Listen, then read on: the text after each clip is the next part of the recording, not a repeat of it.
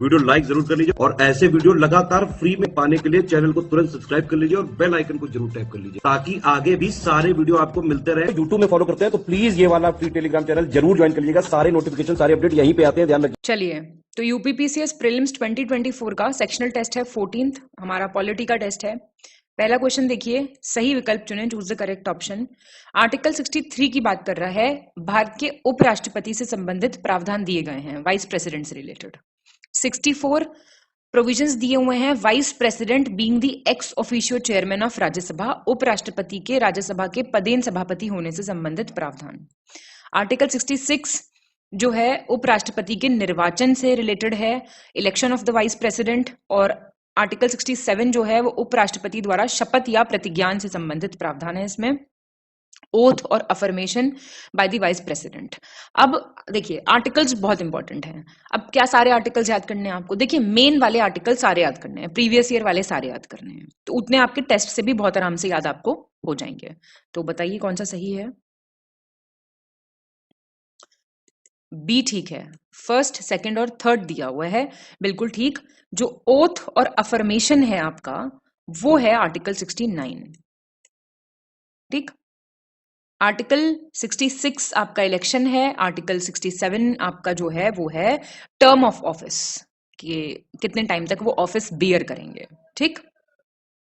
तो आर्टिकल 68 क्या है ये आप बता दीजिए, फिर सारे प्रिपेयर हो जाएंगे इससे रिलेटेड। आर्टिकल 68 आप कमेंट कर दीजिए। सेकंड, गलत आपको चुनना है, इनकरेक्ट, सेम आर्टिकल्स दिए हुए हैं। आर्टिकल 53 संघ की कार्यकारी शक्ति, executive power of the union. Article 55 राष्ट्रपति की पदावधि, टर्म ऑफ ऑफिस। 57 पुनर्निर्वाचन के लिए पात्रता, एलिजिबिलिटी फॉर री इलेक्शन। 59 राष्ट्रपति के पद के लिए शर्तें, conditions for the office of president. B गलत है आपका। आर्टिकल 55 है आपका राष्ट्रपति के निर्वाचन की रीति, मतलब manner of election of the president. तो आर्टिकल 55 आपका ये गलत दिया हुआ है। टर्म ऑफ ऑफिस क्या है? टर्म ऑफ ऑफिस आपका आर्टिकल 56 है, ठीक। अब सुनिए, आपको आर्टिकल 52 पता होना चाहिए, क्या है? President of India. आर्टिकल 53 क्या है? Executive power. 54 क्या है? इलेक्शन प्रेसिडेंट का। 55 मैंने आपको बताया तरीका इलेक्शन का। 56 क्या है? 56 है आपका जो दिया हुआ है टर्म ऑफ ऑफिस। 57 क्या है? री इलेक्शन का कैसे है। 58 क्या है? 58 है क्वालिफिकेशंस क्या चाहिए आपको प्रेसिडेंट होने की। और 59 क्या है? कंडीशंस क्या है। 60 क्या है? ओथ, ओथ और अफर्मेशन। और 61 क्या है? महाभियोग चलाने का तरीका, इम्पीचमेंट का तरीका। आर्टिकल 61 है। आर्टिकल 61 तो बहुत पूछता है, बहुत फेमस आर्टिकल है, ठीक है, सारे बता दिए आपको मैंने। थर्ड, आर्टिकल्स दिए हुए हैं फिर से। आर्टिकल 40 आपका ग्राम पंचायतों का संगठन, organisation of gram panchayat. Article 26 धार्मिक कार्यों के प्रबंधन की स्वतंत्रता, freedom to manage religious activities. Article 24 कारखानों में बाल श्रम आदि का निषेध, प्रोहिबिशन ऑफ चाइल्ड लेबर। और 48 है कार्यपालिका से न्यायपालिका का पृथक्करण, separation of judiciary from the executive. ये आपका सी हो जाएगा। फर्स्ट, सेकंड और थर्ड ठीक है बिल्कुल। फोर्थ आपका 48 आपका क्या है? देखिए 48 है आपका organisation of agriculture and animal husbandry, कृषि और पशुपालन का संगठन। 48। अच्छा, तो ये सेपरेशन ऑफ जुडिशरी और ये क्या है? ये आर्टिकल 50 है, ये आपके राज्य के नीति निर्देशक तत्वों में आता है ना, डीपीएसपी। फोर्थ, भारतीय न्याय संहिता विधेयक 2023 के अंतर्गत आने वाली कुछ धाराओं के संबंध में आपको गलत विकल्प चुनना है, जो इनकरेक्ट बताना है आपको। 101 के अंतर्गत मानहानि के संबंध में प्रावधान है, डिफेमेशन। और 316 आपकी धोखाधड़ी, फ्रॉड से रिलेटेड है। 315 आपकी अपहरण, किडनैपिंग से रिलेटेड है। और 63 बलात्कार, रेप से रिलेटेड है। ए हो जाएगा, ठीक। देखिए पहले क्या था, 101 में ना अभी जो है फिलहाल वो मर्डर है, पहले वो 302 लगती थी ना, तो अब ये 101 लगेगी, ठीक है। तो आपकी हत्या है इसमें, ठीक। फ्रॉड ठीक दिया हुआ है, ये ठीक दिए हुए हैं, सारे चेंज हो गए हैं। डिफेमेशन जो है अभी जो है फिलहाल 354 है, पहले 499 और 500 होती थी डिफेमेशन, अभी 354 है डिफेमेशन, और ये मर्डर है। फिफ्थ, भारत का संविधान 26 जनवरी 1950 को लागू किया गया था। उस समय कुछ राज्यों को भाग ए के अंतर्गत शामिल किया गया था। इनमें से कौन सा राज्य उन राज्यों में से नहीं है? The constitution of India came into force on January 26, 1950। At that time some states were included under part A. कौन सा नहीं है इनमें से? असम, बिहार, राजस्थान, एमपी। ये आपका राजस्थान नहीं है। ठीक, इसमें आपके आते हैं असम, बिहार, आपका बॉम्बे, मध्य प्रदेश, मद्रास, उड़ीसा, पंजाब, यूपी है और वेस्ट बंगाल है पार्ट ए में जो आते थे। सिक्स्थ, धन विधेयक, मनी बिल की बात हो रही है। इसे आप सिर्फ लोकसभा में पेश कर सकते हैं, राज्यसभा में नहीं कर सकते। लोकसभा अध्यक्ष की अनुशंसा के बाद ही इसे पुनर्स्थापित किया जा सकता है, मतलब इसको आप रीस्टैब्लिश कर सकते हैं only after the recommendation of the speaker of the Lok Sabha. Lok Sabha इसको एक्सेप्ट या रिजेक्ट कर सकता है। लोकसभा एक्सेप्ट रिजेक्ट कर सकता है रिकमेंडेशंस राज्यसभा की। और यदि राज्यसभा 14 दिनों के भीतर विधेयक को लोकसभा को नहीं लौटाती है तो इसे तय सीमा के भीतर पारित माना जाएगा। मतलब राज्यसभा नहीं दे रही वापस 14 दिन में, तो मतलब पास है, फिर ये उनका कोई खास इसमें लेना देना है नहीं। तो बी हो जाएगा आपका फर्स्ट, सेकंड, फर्स्ट, थर्ड और फोर्थ। सेकंड गलत हो गया। देखिए, ये इंट्रोड्यूस ही होता है लोकसभा में, राज्यसभा में नहीं होता ये इंट्रोड्यूस। ठीक है, तो और ये रीस्टैब्लिश होता है कैसे? ये स्पीकर ऑफ लोकसभा नहीं, ये प्रेसिडेंट के रिकमेंडेशंस पे रीस्टैब्लिश किया जाता है। ठीक है, और अगर लोकसभा एक्सेप्ट नहीं करती कोई भी रिकमेंडेशन तो इसको पास माना जाता है इसके ओरिजिनल फॉर्म में, आप जानते होंगे। और इसको सिर्फ मिनिस्टर कर सकता है इंट्रोड्यूस, प्राइवेट मेंबर नहीं कर सकता। सेवेंथ, सही विकल्प चुनिए, चूज द करेक्ट ऑप्शन। अंतर्राज्यीय परिषद, इंटरस्टेट काउंसिल आपका विधि एवं न्याय मंत्रालय, ministry of law and justice. वस्तु एवं सेवा कर परिषद, वित्त मंत्रालय, मिनिस्ट्री ऑफ फाइनेंस। केंद्रीय प्रशासनिक न्यायाधिकार, कार्मिक मंत्रालय है आपका, मिनिस्ट्री ऑफ पर्सनल। और भाषाई अल्पसंख्यकों के आयुक्त, अल्पसंख्यक मामलों के मंत्रालय, कमिश्नर फॉर लिंग्विस्टिक माइनॉरिटीज। बताइए। सी हो जाएगा ये, सेकंड, थर्ड और फोर्थ। तो ये आपका क्यों गलत हुआ? देखिए, इंटरस्टेट काउंसिल आपका आता है होम मिनिस्ट्री के अंतर्गत, गृह मंत्रालय में। ठीक है, तो ये तो आप नहीं गलत कर सकते, बाकी ठीक दिए होंगे। एट्थ, निम्नलिखित में से किस राज्य में लोकसभा की सीटों की संख्या सबसे कम है? आते हैं ना ऐसे क्वेश्चंस, बताइए। वेस्ट बंगाल, गुजरात, कर्नाटका, राजस्थान। गंदे क्वेश्चंस हैं पर आते हैं, क्या करें। तो ये डी में सबसे कम है, देख लीजिए, सब में ही बता देती हूँ मैं आपको। वेस्ट बंगाल में है आपके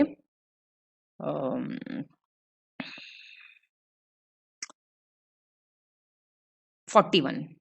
ये लोकसभा पूछ रहा है, राज्यसभा? लोकसभा पूछ रहा है, पता तो आपको दोनों के ही होने चाहिए। 41। गुजरात में है आपके 26 सीट्स। कर्नाटका में है आपके 28 और राजस्थान में आपके 25 हैं। तो इनमें से सबसे कम ये हो गए। ठीक, यूपी के बताइए कितने हैं? यूपी के राज्यसभा लोकसभा दोनों पता होने चाहिए आपको। यूपी में 31 तो हैं आपकी राज्यसभा सीटें और 80 हैं Lok Sabha. 9th, consider the following statements. Lok Sabha में निंदा प्रस्ताव को स्वीकारने का कारण बताना अनिवार्य होता है। Mandatory to give the reason for accepting the censure motion. निंदा प्रस्ताव किसी एक मंत्री या मंत्रियों के समूह या पूरे मंत्री परिषद के विरुद्ध लाया जा सकता है। Censure motion can be brought against an individual minister और अ ग्रुप ऑफ मिनिस्टर्स और the entire council of ministers. फिर है आपका निंदा प्रस्ताव मंत्री परिषद की कुछ नीतियों या कार्यों की निंदा करने के लिए होता है। It is brought to condemn certain policies और actions of the council of ministers. यदि लोकसभा में निंदा प्रस्ताव पारित हो जाए तो मंत्री परिषद के लिए इस्तीफा देना आवश्यक होगा। अगर ये पास हो जाए तो it becomes mandatory for the council of ministers to resign. बताइए क्या होगा आंसर? सी, 1, 2 और 3। देखिए, सेंश्योर मोशन में नहीं होता है, वो नो कॉन्फिडेंस मोशन में होता है ना। तो ये सेंश्योर मोशन अगर पास हो भी जाए तो नहीं, जरूरी नहीं है कि रिजाइन करेंगे।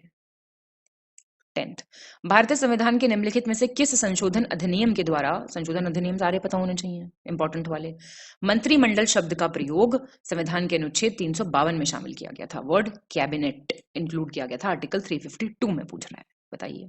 18th, 42nd, 44th। तो ये आपका 44th कॉन्स्टिट्यूशनल अमेंडमेंट 1978 से आया था। 11th, मंत्री परिषद के संबंध में आपको सही बताना है। काउंसिल ऑफ मिनिस्टर्स की बात हो रही है। ये एक बड़ा निकाय है जिसमें 60 से 70 मंत्री होते हैं। It's a big body. इसके कार्य मंत्रिमंडल द्वारा तय किए जाते हैं। फंक्शंस इसके कौन डिसाइड करता है? कैबिनेट। यह मंत्रिमंडल के निर्णयों को कार्यान्वित करता है, ये इंप्लीमेंट करता है डिसीजंस ऑफ द कैबिनेट को। यह एक गैर संवैधानिक निकाय है। It's a non constitutional body. और संविधान के अनुच्छेद 77 और 78 में इसका विस्तार से वर्णन किया गया है। This has been described in detail in article 77 and 78।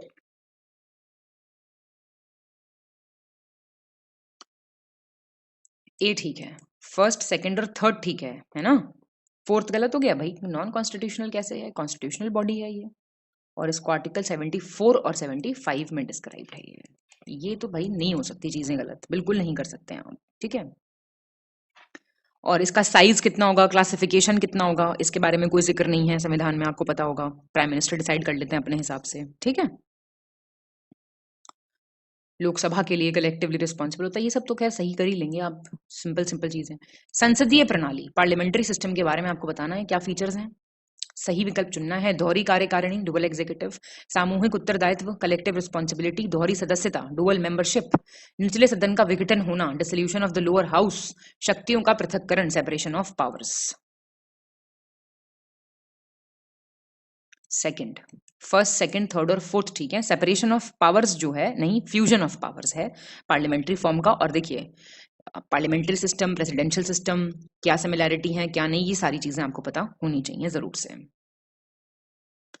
13, सही विकल्प चुनें, चूज द करेक्ट ऑप्शन। राष्ट्रपति पद के चुनाव के लिए मिनिमम एज बोल रहा है 35, वाइस प्रेसिडेंट के लिए 35, और गवर्नर बनने के लिए आपको कितने साल का होना पड़ेगा? 35 कम से कम, और राज्यसभा के मेंबर बनने के लिए 35।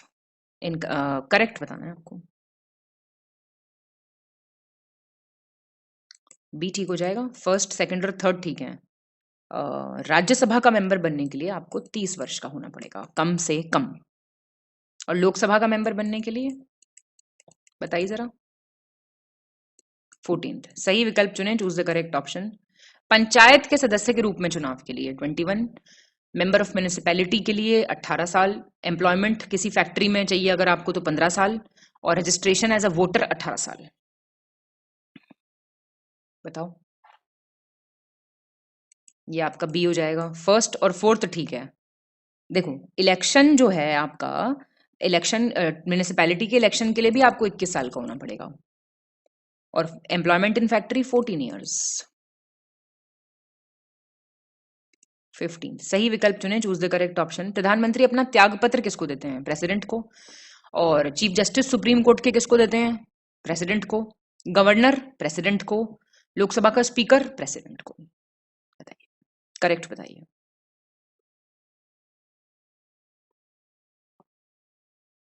बी ठीक हो जाएगा। फर्स्ट, सेकंड और थर्ड ठीक है। स्पीकर ऑफ लोकसभा जो हैं वो देते हैं डेप्यूटी स्पीकर को, और डेप्यूटी स्पीकर देते हैं स्पीकर को। इनका आपस में चलता है, प्रेसिडेंट को नहीं चलता इनका। 16, सही विकल्प चुनें, choose the correct option. First chief election commissioner, चुनाव आयुक्त सुकुमार सेन। पहले मुख्य सूचना आयुक्त, चीफ इंफॉर्मेशन कमिश्नर वजाहत हबीबुल्ला। पहले केंद्र सतर्कता आयुक्त, सेंट्रल विजिलेंस कमिश्नर MC सितलवाद। और पहले अटॉर्नी जनरल गणेश वासुदेव मावलंकर। सही बताना है आपको कौन सा है।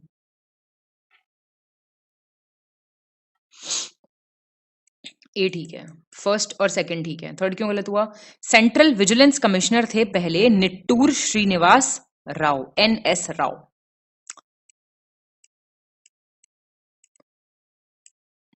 पहले अटॉर्नी जनरल थे MC सिटालवाड, ठीक। और गणेश वासुदेव मवलंकर कौन थे फिर? ये पहले स्पीकर थे लोकसभा के। 17, दादरा एवं नगर हवेली तथा दमन एंड दीव निम्नलिखित में से किस उच्च न्यायालय के अधिकार क्षेत्र में आता है? Under the jurisdiction of which high court? Calcutta, Kerala, Madras, Bombay. Bombay आसान है, तो कोई दिक्कत नहीं है ना। कैलकाटा हाईकोर्ट में आता है अंडमान एंड निकोबार, जिन्हें नहीं पता उनके लिए है। केरला के हाईकोर्ट में आता है लक्षद्वीप, बहुत फेमस कर दिया है प्रधानमंत्री ने। और मद्रास में आता है पुडुचेरी। और बॉम्बे हाईकोर्ट में आता है आपका ये दादरा एंड नगर हवेली दमन एंड दीव। 18, गलत विकल्प चुने, choose the incorrect option.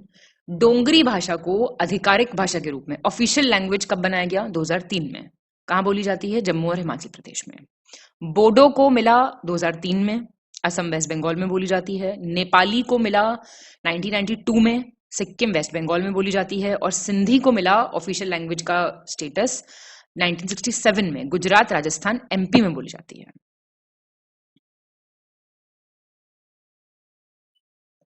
D गलत हो जाएगा ना। सिंधी, आप मुझे एक बात बताइए, गुजरात, राजस्थान, एमपी में कहां से बोली जाएगी? महाराष्ट्र में बोली जाएगी। सिंध उधर वाला इलाका हो गया। ठीक, नेपाली ठीक दिया हुआ है, ये भी ठीक दिया हुआ है। 19th गलत विकल्प चुनना आपको, इनकरेक्ट ऑप्शन।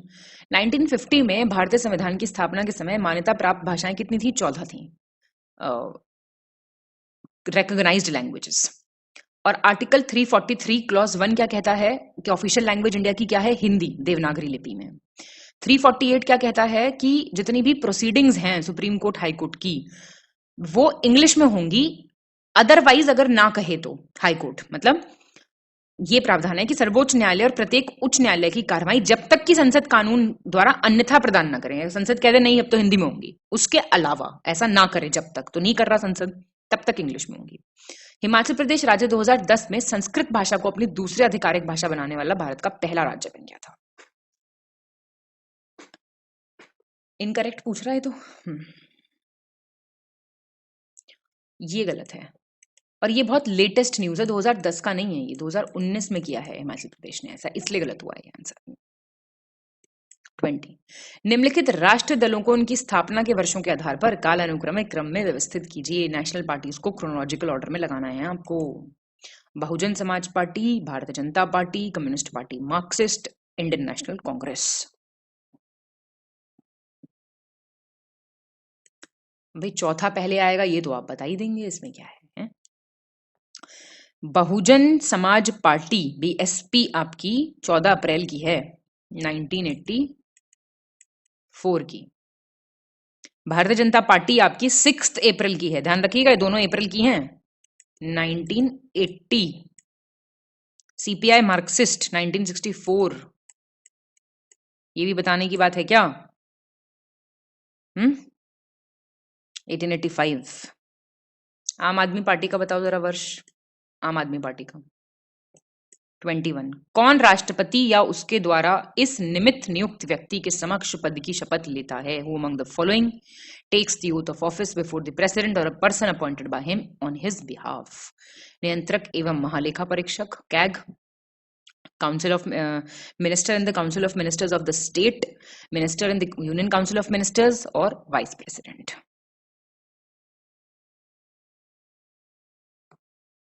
बी हो जाएगा।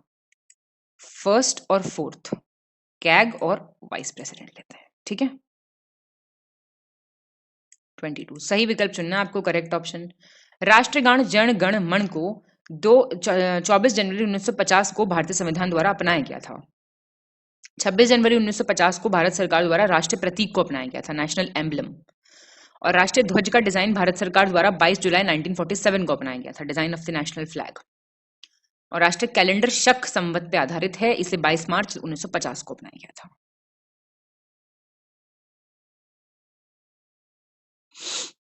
सी हो जाएगा सही।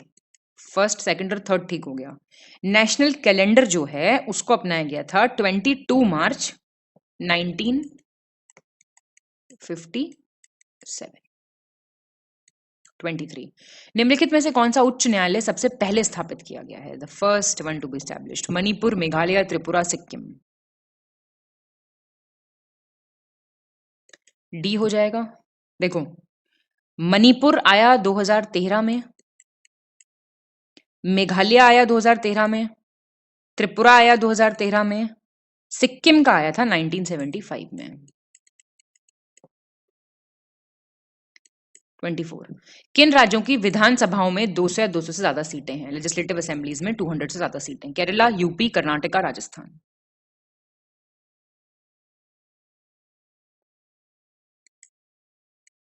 सेकंड, थर्ड और फोर्थ, ठीक। केरला की तो है 140, यूपी में है 403, कर्नाटका में है 224 और राजस्थान में कितनी है? 200 है। 25 निम्नलिखित में से उन राज्यों का चयन करें जिनमें द्विसदनीय विधानमंडल है, by cameral legislature. Andhra Pradesh, MP, Karnataka, Bihar, UP. कुल 6 राज्यों में है तो पता ही होगा आपको कौन कौन से राज्य हैं। आंध्र प्रदेश है, एमपी हटा दो, महाराष्ट्र है, कर्नाटका है, बिहार है, यूपी है, प्लस एक और है, कौन सा? तेलंगाना। 26 बिहार, झारखंड, पश्चिम बंगाल और उड़ीसा जैसे राज्यों में से किस क्षेत्रीय परिषद के अंतर्गत आते हैं ये? रीजनल काउंसिल्स बनी हुई हैं, किस में आते हैं ये? नदरन में, सेंट्रल में, ईस्टर्न में, वेस्टर्न में?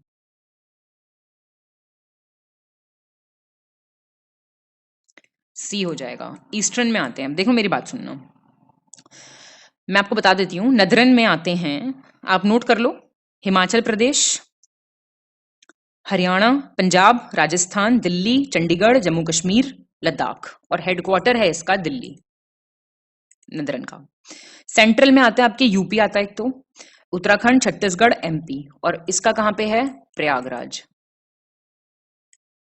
ईस्टर्न में आते हैं बिहार, झारखंड, वेस्ट बंगाल, उड़ीसा, हेडक्वार्टर है कोलकाता। वेस्टर्न में आते हैं आपके गुजरात आता है, महाराष्ट्र आता है, गोवा, दादरा नगर हवेली, दमन एंड दीव, और हेडक्वार्टर कहां होगा इसका? मुंबई। 27 राजस्थान, गुजरात, मध्य प्रदेश, महाराष्ट्र किस जल विवाद न्यायाधिकरण के अंतर्गत आते हैं? किस वाटर डिस्प्यूट ट्राइब्यूनल में आते हैं ये? गोदावरी, नर्मदा, रावी, ब्यास, कावेरी। ये नर्मदा वाटर डिस्प्यूट ट्राइब्यूनल में आते हैं। देखो, inter state water dispute tribunal याद रखना, गोदावरी वाला जो आया था ये आया था 1969 में, और इसमें आपके आते हैं महाराष्ट्र, कर्नाटका, आंध्र प्रदेश, मध्य प्रदेश, उड़ीसा। ठीक है, जहां से भाई वो नदी बहती है। नर्मदा वाला भी 1969 का है। इसमें आपके आते हैं राजस्थान, गुजरात, एमपी, महाराष्ट्र। रवि और ब्यास वाला है आपका 1986 का। इसमें आपके पंजाब, हरियाणा, राजस्थान है, तो इजी है। ये है 1990 का कावेरी वाला। कर्नाटका, केरला, तमिलनाडु और पुडुचेरी आता है इसमें। ठीक है। 29 भारतीय संविधान सभा का निम्नलिखित में से कौन सा सत्र 1947 में आयोजित नहीं किया गया था? Not held in 1947। बताओ। तो ये 6th सेशन नहीं हुआ था। देखो शुरू कब हुए सेशन, पहला सेशन कब हुआ था आपको पता है? 9 दिसंबर को हुआ था, 9 से 23 दिसंबर 1946 को। फिर जाते जाते जाते जो आपका 6th सेशन था, 5th भी तभी हुआ, अगस्त में हो गया था ये। 6th सेशन हुआ था आपका जनवरी 1948। तो ऐसे सवाल भी आ जाएंगे कई बार। 29 1946 में गठित अंतरिम सरकार के अंतर्गत निम्नलिखित में से किसे शिक्षा एवं कला मंत्रालय दिया गया था? Minister of education and arts. Abdul रब निश्तर, असफ अली, सी राजगोपालाचारी, आई चुंद्रीगर। सी हो जाएगा। इंटरिम सरकार को देखो आपको सारे पता होने चाहिए। जो अब्दुल रब निश्तर थे इनको पोस्ट और एयर वाला मिला था डिपार्टमेंट। असफ अली को मिला था आपका रेलवे ट्रांसपोर्ट। चुंद्रीगर को मिला था आपका कॉमर्स। ठीक है, तो सारे पता होने चाहिए। 30 1947 में स्वतंत्र भारत की पहली कैबिनेट और इंटरिम सरकार दोनों पता होने चाहिए, मेंबर्स और कौन से डिपार्टमेंट होल्ड कर रहे थे ये। ठीक है, तो सरदार देखो पहले आप incorrect. Sardar Vallabh bhai Patel Commonwealth foreign affair scientific research, Rajendra Prasad food and agriculture, John Mathai railway transport, Shanmugam Shetty finance. तो ये गलत हो गया। देखो सरदार वल्लभ भाई पटेल के पास नहीं था, ये वाले सारे जेएल नेहरू के पास थे, ये वाले। ठीक है, अच्छा सुनो, अब सरदार वल्लभ भाई पटेल के पास था home minister, home department, information broadcasting, ये सब, और ये ठीक दिए हुए हैं। 31 राज्य सूची के विषयों के संबंध में आपको गलत बताना है, स्टेट लिस्ट के संबंध में। राज्य का सार्वजनिक ऋण, प्रति व्यक्ति कर, state public debt per capita tax, मूल्य नियंत्रण, आर्थिक सामाजिक योजना, price control, economic social planning, सार्वजनिक स्वास्थ्य एवं स्वच्छता, मत्स्य पालन, पब्लिक हेल्थ, सैनिटेशन, फिशरीज, कृषि आय पर कर और उद्योग, टैक्स ऑन एग्रीकल्चरल इनकम और इंडस्ट्रीज। बताओ। बी हो जाएगा। तो प्राइस कंट्रोल और आपके जो ये हैं इकोनॉमिक और सोशल प्लानिंग कॉन्करेंट लिस्ट, समवर्ती सूची के सब्जेक्ट्स हैं। थोड़े थोड़े तो याद करने पड़ेंगे कौन सा किस में है, ठीक है ना। बाकी ठीक दे रखे हैं। 32 सही विकल्प चुने, चूज द करेक्ट ऑप्शन। आपातकाल के दौरान मौलिक अधिकारों के निलंबन से संबंधित प्रावधान हमने कहां से लिया है? जर्मनी के वाइमर कॉन्स्टिट्यूशन से। Suspension of fundamental rights during the emergency. विधि द्वारा स्थापित प्रक्रिया से संबंधित प्रावधान जापान के संविधान से लिए गए हैं। Procedure established by law. और समवर्ती सूची कॉन्करेंट लिस्ट ऑस्ट्रेलिया से लिया गया है। ठीक दिए हुए हैं, ये तो आपको सारे याद होने चाहिए कौन सा कहां से लिया गया है। 33 डरना नहीं है इन क्वेश्चंस को देख के, कोई बात नहीं। 124th संशोधन की बात हो रही है, 124th अमेंडमेंट बिल 2019। आर्थिक रूप से कमजोर वर्ग विधेयक 9 जनवरी 2019 को भारतीय संसद के ऊपरी सदन राज्यसभा द्वारा पारित किया गया था। इकोनॉमिकली वीकर सेक्शन बिल की बात हो रही है ये। प्रेसिडेंट ने इसको मंजूरी दी 12 जनवरी 2019 को। और गैजेट भी इशू किया गया जिससे ये बिल बना। विधेयक पर एक गैजेट जारी हुआ जिससे कानून बदला। 18 फरवरी 2019 को उत्तर प्रदेश एक सरकारी आदेश के माध्यम से इस प्रावधान को लागू करने वाला दूसरा राज्य बन गया। और सेकंड स्टेट कौन सा बना? यूपी। बताओ कौन सा करेक्ट है? बी ठीक है। फोर्थ क्यों गलत हो गया? फरवरी 18 को उत्तर प्रदेश तीसरा बना स्टेट। तो पहले दो स्टेट कौन से हैं जिन्होंने इसको पारित कर रखा है? वो है आपके गुजरात है और फिर झारखंड है। ठीक, तो यूपी जो है वो तीसरा बना है। 34 सही विकल्प चुने, choose the correct option. 86th constitutional amendment की बात हो रही है। 6 से 14 वर्ष के जो बच्चे हैं उनके लिए कंपलसरी एजुकेशन, इसलिए आया था ये। 101वां किस लिए आया था? जीएसटी। और 103 ये आया था कि 10% रिजर्वेशन देंगे इकोनॉमिकली वीकर अपर कास्ट को। वीकर की स्पेलिंग गलत है, कोई नहीं, आर्थिक रूप से कमजोर सवर्णों के लिए। बताओ, ये तो अभी ऊपर देख के आए हो। ये 103 था 2019, 18 में कहां से आ गया ये? तो ये तो ऊपर ही आ गया आपका आंसर इससे। 35 मौलिक अधिकारों के संबंध में आपको सही बताना है। ये नकारात्मक हैं क्योंकि ये राज्य को कुछ मुद्दों पर कार्रवाई करने से रोकते हैं। They are negative because they restrict the state from acting on certain issues. ये न्याय संगत हैं और इनका उल्लंघन होने पर न्यायालय द्वारा इन्हें लागू किया जा सकता है। They are just and they can be enforced by the court if they are violated. इनका उद्देश्य देश में लोकतांत्रिक राजनीतिक व्यवस्था स्थापित करना है। Their objective is to establish a democratic political system in the country. ये कानूनी तौर पर वैध हैं, दे आर लीगली वैलिड। इन्हें लागू करना किसी अधिनियम की आवश्यकता नहीं है, लेजिस्लेशन की आवश्यकता होती है, सॉरी रिक्वायर्ड है। तो बताना आपको करेक्ट कौन सा है। बी ठीक है। 1, 2, 3 और 4, फिफ्थ गलत हो गया ना। लेजिस्लेशन नहीं चाहिए इनको, ये ऑटोमेटिकली फोर्स में आ जाते हैं, है ना, तो नॉट रिक्वायर्ड। 36 सही विकल्प चुने, choose the correct option. Article दिए हुए हैं वही 371A मिजोरम से रिलेटेड स्पेशल प्रोविजंस विशेष उपबंध, 371B असम, सी मणिपुर, एफ सिक्किम। बहुत क्वेश्चन आता है इस पे। बी हो जाएगा, सेकंड, थर्ड और फोर्थ। अब सुनना प्लीज, मैं आपको बता देती हूँ सारे।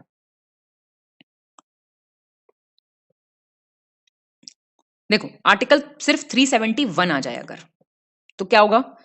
महाराष्ट्र गुजरात, ठीक है, एमजी 371 एमजी ऐसे याद कर लो। 371 ए आ जाए तो ए जो है वो आपका नागालैंड है, ठीक। बी असम है, सी मणिपुर है। अब डी देख लो, डी है आपका आंध्र और तेलंगाना। ई देख लो, ई है सेंट्रल यूनिवर्सिटी बनाना आंध्र प्रदेश में, चलो छोड़ दो ये तो नहीं पूछेगा। एफ ठीक दिया हुआ है, सिक्किम है। जी, जी है आपका मिजोरम।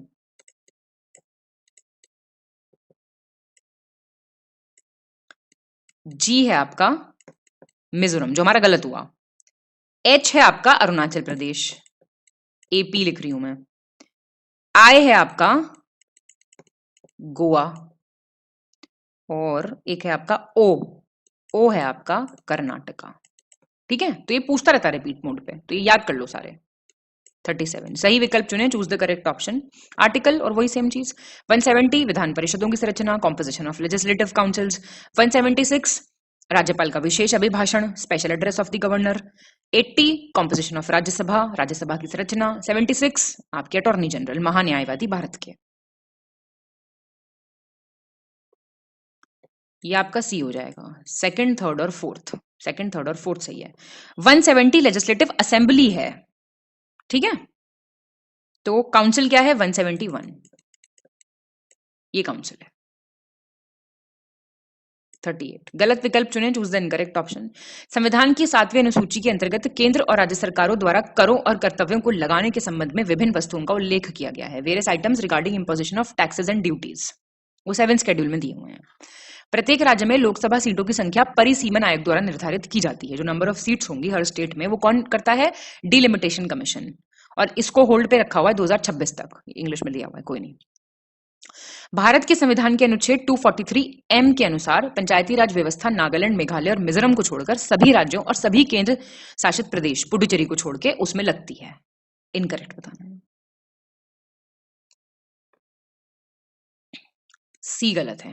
देखो 243 एम ठीक है आर्टिकल, लगती कहां का है? नागालैंड, मेघालय, मिजोरम और सारी यूनियन टेरिटरीज एक्सेप्ट दिल्ली। आपको नहीं लगा कि पुडुचेरी क्यों दिया हुआ है यहाँ पे? स्पेशल तो दिल्ली है ना। 39 सही विकल्प चुने, चूज द करेक्ट ऑप्शन। भारतीय संविधान ने शुरू में 15 वर्षों की अवधि के लिए सभी आधिकारिक उद्देश्यों के लिए अंग्रेजी भाषा के उपयोग की अनुमति दी थी। इनिशियली ये कहा था कि इंग्लिश लैंग्वेज रहेगी for the purpose of official matters for 15 years. केंद्र के साथ साथ राज्यों के वित्तीय खातों की जांच का कार्य भी भारत के नियंत्रक एवं महालेखा परीक्षक द्वारा किया जाता है। Work of scrutiny of all financial accounts of centre also and states also.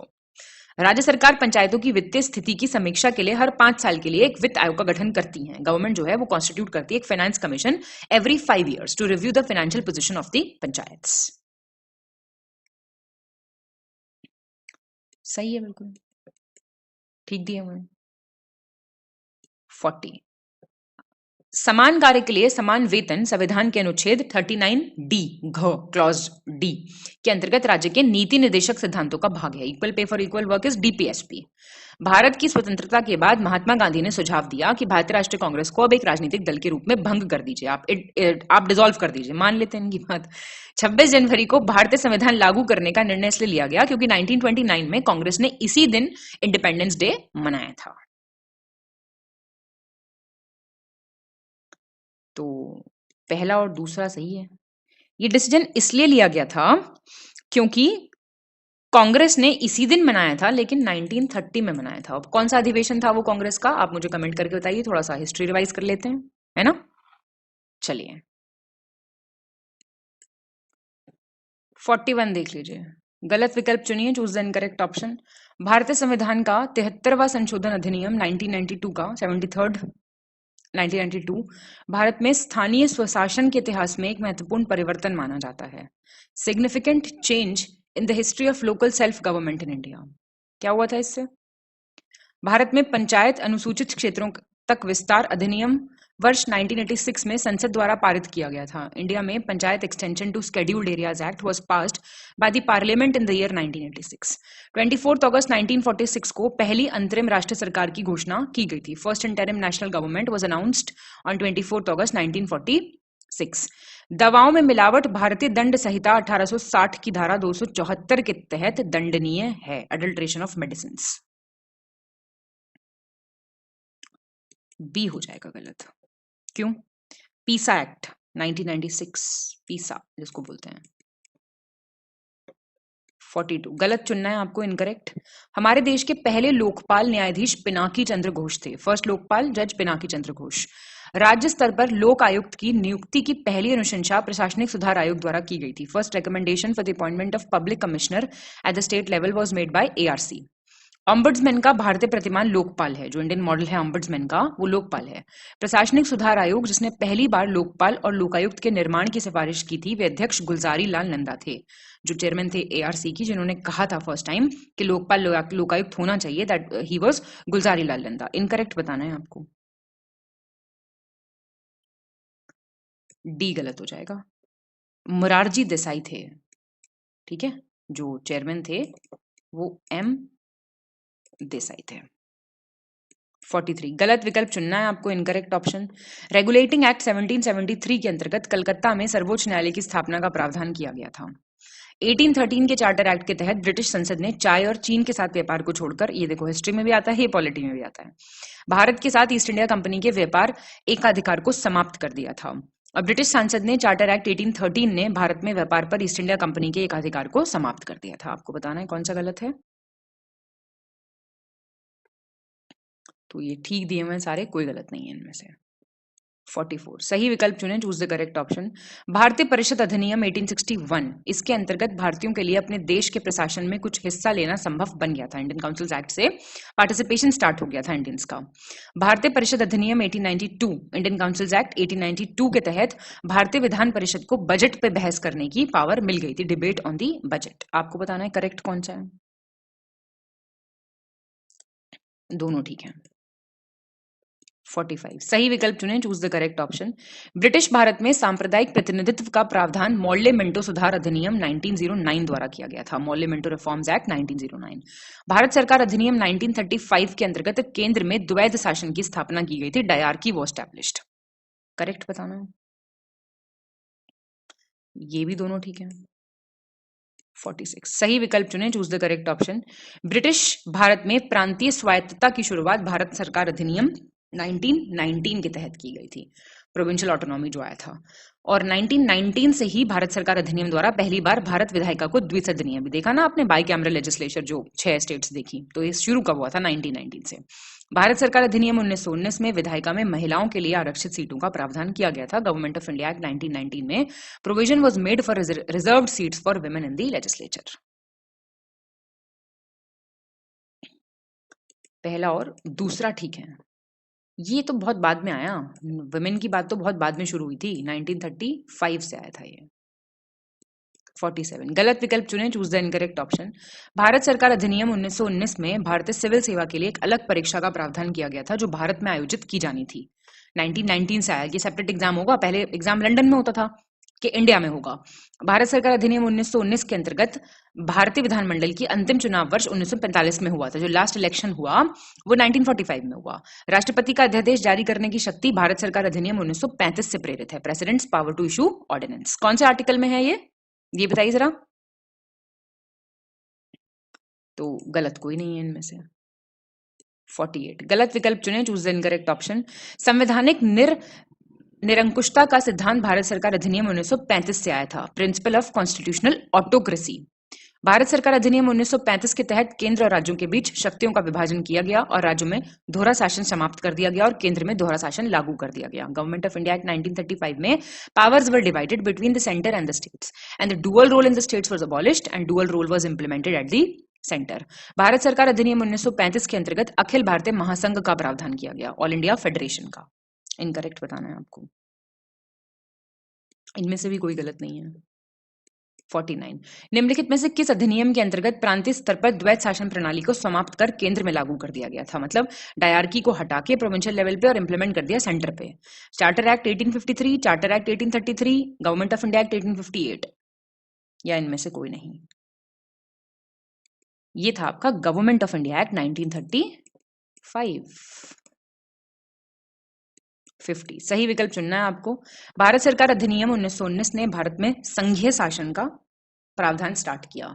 1919 से आया फेडरल गवर्नेंस। भारत सरकार अधिनियम 1935 द्वारा स्थापित संघ में अवशिष्ट शक्तियां गवर्नर जनरल को दे दी गई। रेसिडुअल पास जो थी यूनियन में, जो स्टैब्लिश हुई थी 1935 में, that were given to governor general इस एक्ट से। और भारतीय स्वतंत्रता अधिनियम 1947 को भारतीय संविधान का मुख्य स्रोत माना जाता है, main source of Indian constitution. और भारत सरकार अधिनियम 1858 से बर्मा भारत से अलग हुआ था। करेक्ट बताना है, इनकरेक्ट नहीं। तो बस बी ठीक है। देखो, फेडरल गवर्नेंस का 1935 से आया प्रावधान, ये भी 1935 से आया और ये भी 1935 से आया। ठीक, तो ये शगुन का सवाल है। टेढ़ी हंसी हंसो चाहे कैसी हंसो, हंसो पर हंसते हुए पढ़ो। इनकरेक्ट ऑप्शन चुनना है। भारत के लिए संविधान सभा का विचार पहली बार 1934 में एमएन रॉय ने सामने रखा था, the idea of a constituent assembly. Cripps mission ने विचार दिया था कि एक निर्वाचित संविधान भारत को भारत का संविधान बनाने का प्रस्ताव देना चाहिए। that elected constituent assembly should propose to frame the constitution of India. Cabinet mission योजना 1946 के अंतर्गत भारतीय संविधान सभा का गठन किया गया था. इंडियन कॉन्स्टिट्यूंट असेंबली जो है it was formed under the cabinet mission plan in 1946. बताओ, तो ये डी हो जाएगा. नन ऑफ दिस, सब सही है. 52 गलत विकल्प चुने, चूज द इनकरेक्ट ऑप्शन. प्रथम अंतरिम राष्ट्रीय सरकार की घोषणा 24 अगस्त 1946 को की गई. फर्स्ट इंटरिम नेशनल गवर्नमेंट 24 अगस्त 1946. 1946 में बनी अंतरिम सरकार में कार्यकारी परिषद में उपसभापति जवाहरलाल नेहरू थे. Deputy chairman was Jawaharlal Nehru. संविधान सभा में सदस्यों का चुनाव प्रांतीय सभाओं द्वारा किया गया था. Members of the constituent assembly were elected by the provincial assemblies. संविधान सभा की प्रथम बैठक की अध्यक्षता डॉक्टर राजेंद्र प्रसाद ने की थी. फर्स्ट मीटिंग जो थी that was presided by doctor Rajendra Prasad. Incorrect बताना है आपको. डी. आप भी जानते हैं ये फ्रेंच प्रैक्टिस होती थी, डॉक्टर सचिदानंद सिन्हा ने की थी, ना कि डॉक्टर राजेंद्र प्रसाद. 53 सही विकल्प चुने, choose the correct option. Bharat का संविधान 26 नवंबर 1949 को आया और अधिनियमित किया गया, मतलब adopted and enacted. B R Ambedkar Bombay presidency से संविधान सभा के लिए चुने गए थे. B R Ambedkar was elected to the constituent assembly from Bombay presidency. Sardar Vallabh bhai Patel ने संविधान सभा में वयस्क मताधिकार को 15 वर्ष के लिए स्थगित करने की बात की थी. ही टॉक्ड अबाउट पोस्टपोनिंग, की स्पेलिंग गलत है. Adult franchise for 15 years. ये ठीक है. ये बात कही थी मौलाना अबुल कलाम आजाद ने. ठीक है. 54 सही विकल्प चुने, चूज द करेक्ट ऑप्शन. दिसंबर 1953 में फजल अली की अध्यक्षता में एक 3 सदस्यीय राज्य पुनर्गठन आयोग की स्थापना की गई. 3 मेंबर स्टेट्स रीऑर्गेनाइजेशन कमीशन आया था फजल अली की अध्यक्षता में. 15 महिला सदस्य थी इंडियन कॉन्स्टिट्यूएंट असेंबली में. आमतौर पर नवनिर्वाचित लोकसभा के सबसे वरिष्ठ सदस्य को प्रोटेम स्पीकर बनाया जाता था. Senior most member of the newly elected Lok Sabha was made the pro tem speaker.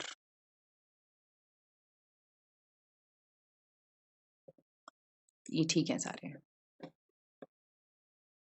55 सही विकल्प चुने, choose the correct option. 170 clause 2 किसी राज्य विधानसभा के सदस्यों की संख्या उस राज्य की जनसंख्या पर निर्भर करती है. Number of members of a state assembly depends on population. सदन तथा राज्यपाल के बीच विधानसभा का अध्यक्ष ही संपर्क स्थापित करता है. Only the speaker of the assembly establishes contact between the house and the governor. Delhi, Lakshadweep और जम्मू एवं कश्मीर ऐसे संघ शासित प्रदेश हैं जहां विधानसभाएं हैं, जहां पे लेजिस्लेटिव असेंबलीज हैं. और आर्टिकल 166 के अनुसार संसद को विधान परिषद की स्थापना और समाप्ति का अधिकार है. पहला और दूसरा ठीक है. तीसरा क्यों गलत हुआ? दिल्ली, पुडुचेरी और जम्मू कश्मीर, लक्षद्वीप नहीं, पुडुचेरी. और 169 आर्टिकल है ये. 56 सही विकल्प चुने, चूज द करेक्ट ऑप्शन. संविधान सभा की कार्यवाही 13 दिसंबर 1946 को जवाहरलाल नेहरू द्वारा प्रस्तुत उद्देश्य प्रस्ताव से प्रारंभ हुई थी. जो प्रोसीडिंग्स थी कॉन्स्टिट्यूएंट असेंबली की, there were started with the objective resolution presented by Jawaharlal Nehru on 13 December 1946. 22 जनवरी 1947 को सर्वसम्मति से उद्देश्य संकल्प पारित किया गया. बाद में उद्देश्य प्रस्ताव को संविधान की प्रस्तावना में बदल दिया गया था. Objective resolution was unanimously passed on January 22, 1947. फिर बाद में उसको प्रियम्बल बोला गया, चेंज कर दिया गया. 22 जुलाई 1947 को एक प्रस्ताव द्वारा संविधान के स्वरूप एवं संरचना पर विचार विमर्श एवं निर्णय लेने के लिए डॉक्टर अंबेडकर की अध्यक्षता में एक प्रारूप समिति का गठन किया गया. ड्राफ्ट कमेटी बनी थी by resolution under the chairmanship of doctor Ambedkar to discuss and decide on the form and structure of the constitution. पहला और दूसरा ठीक है.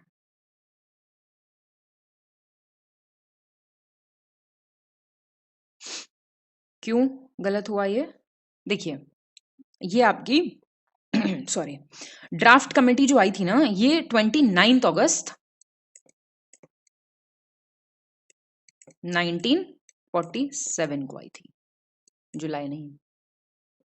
57 ये बड़ी समितियां हैं, मेजर कमिटीज, उनका आपको बताना है कौन क्या है.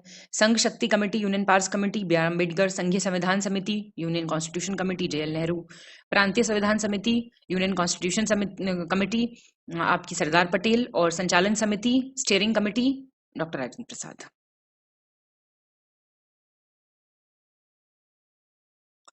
बी हो जाएगा ठीक। सेकंड, थर्ड और फोर्थ ठीक है, पहला गलत हो गया। पावर्स कमेटी के थे जेएल नेहरू। ठीक है। Doctor Bhimrao Ambedkar drafting committee के चेयरमैन थे। ठीक है। 28, निम्नलिखित में से कौन से प्रावधानों को संसद के विशेष बहुमत और राज्यों की सहमति द्वारा ही संशोधित किया जा सकता है? कौन से हैं ऐसे प्रोविजंस जो स्पेशल मेजोरिटी से ही अमेंड हो सकते हैं? ओनली एन आएगा, and consent of the states. राष्ट्रपति का चुनाव और उसकी रीति, election of the president and it's manner. संघ एवं राज्यों की कार्यपालिका शक्ति का विस्तार, extent of the executive power of the union and the states. संघ और राज्यों के बीच विधायी शक्तियों का वितरण, distribution of legislative powers between the union and the states. और वस्तु एवं सेवा कर परिषद, जीएसटी काउंसिल।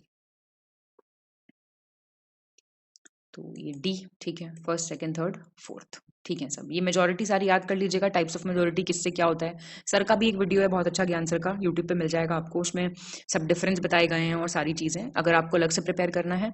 अदरवाइज आप एक लिस्ट बना के भी कर सकते हैं। 59, सही विकल्प चुनिए, चूज द करेक्ट ऑप्शन। भारतीय संविधान के भाग 8 में 239 से 242 तक आर्टिकल्स में केंद्र शासित प्रदेशों से संबंधित प्रावधान दिए गए हैं। ये सब आपसे पार्ट्स पूछेगा, आर्टिकल पूछेगा। पार्ट 8 किससे रिलेटेड है? Union territories. फिर पंचायत किस में है? पार्ट 9 243 से 243 ओ। म्युनिसिपैलिटी किस में है? पार्ट 10 243 पी से 243 जेड जी।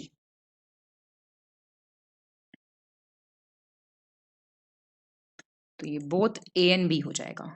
ठीक है। म्युनिसिपैलिटी है आपकी पार्ट 9 ए में,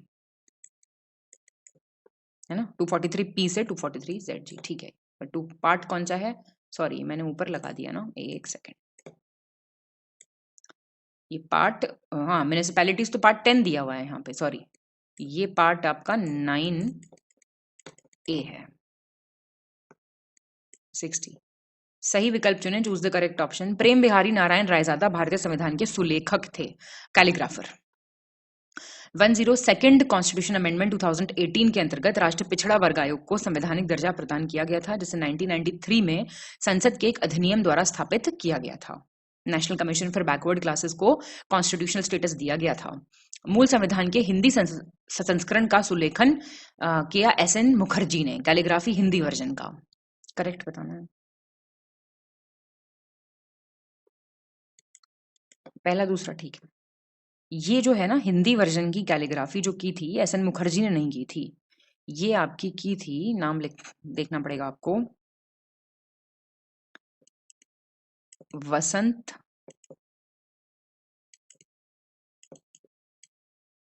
कृष्ण वैद्य। ठीक है, नॉट एसएन मुखर्जी। 61, सही विकल्प चुनना है आपको, करेक्ट ऑप्शन। इंदिरा गांधी बनाम राजनारायण केस 1971 में हुए लोकसभा चुनाव से रिलेटेड है। इंदिरा गांधी का निर्वाचन क्षेत्र रायबरेली था, जिसमें चुनाव जीतने के लिए अवैध सरकारी मशीनरी का दुरुपयोग किया गया था। 1979 में इलाहाबाद हाईकोर्ट ने अपना फैसला सुनाते हुए इंदिरा गांधी के पक्ष में आए चुनावी नतीजे को रद्द कर दिया और उनके 6 साल तक चुनाव लड़ने पर प्रतिबंध लगा दिया। बताइए कौन सा ठीक है? पहला और दूसरा एकदम ठीक है। देखिए, ये जो वर्डिक्ट आया था, ये 1975 वाला केस है। कुछ केसेस हैं जो आपको याद होने चाहिए। 6 साल के लिए बैन लग गया था फिर। 62, सही विकल्प चुने, चूज द करेक्ट ऑप्शन। दल बदल विरोधी कानून वाली 10वीं अनुसूची को 52nd संशोधन अधिनियम 1985 से भारतीय संविधान में जोड़ा गया था। 10th शेड्यूल जो कि एंटी डिफेक्शन लॉ से रिलेटेड है, it was added to the Indian constitution by 52nd amendment act of 1985। भारतीय संविधान का अनुच्छेद 248 भारतीय संसद और राज्य विधानमंडल के बीच कराधान सहित विधायी शक्तियों को वितरित करता है। आर्टिकल 248 क्या कहता है? जो इंडियन कॉन्स्टिट्यूशन की लेजिस्लेटिव पावर्स है उनको डिस्ट्रीब्यूट करता है, जिसमें टैक्सेशन है इंडियन पार्लियामेंट और स्टेट लेजिस्लेचर के बीच में। अनुसूचित जनजातियों के हितों की रक्षा के लिए भारत के संविधान में 5वीं और 6ठी अनुसूची द्वारा विशेष प्रावधान निर्धारित किए गए हैं। स्पेशल प्रोविजंस हैं 5th और 6th शेड्यूल में इन with respect to the protection of interests of schedule tribes. Correct बताना है आपको। फर्स्ट और थर्ड ठीक है। ये आर्टिकल 246 है। 63 42 संवैधानिक संशोधन 1976 से भारत के संविधान की प्रस्तावना में 3 वर्ड्स जोड़े गए, समाजवादी, धर्मनिरपेक्ष और अखंडता, सोशलिस्ट, सेक्युलर और इंटीग्रिटी, SIS, सिस, ऐसे याद कर सकते हो इन्हें आप। और उल्फा नामक उग्रवादी संगठन मेघालय राज्य से संबंधित है, बताइए। तो पहला आपका ठीक है, बिल्कुल आपको याद रखने हैं वर्ड्स, पूछ लेता है कई बार। उल्फा किससे रिलेटेड है? United Liberation Front of Assam, A से असम है, ठीक है। 1979 में आई थी ये ऑर्गेनाइजेशन। 64 सही विकल्प चुने, choose the correct option. K C Wheare, इन्होंने डायरेक्टिव प्रिंसिपल्स को कहा था manifesto of aims and aspirations, राज्य के नीति निर्देशक तत्वों को लक्ष्यों और आकांक्षाओं का घोषणा पत्र कहा था।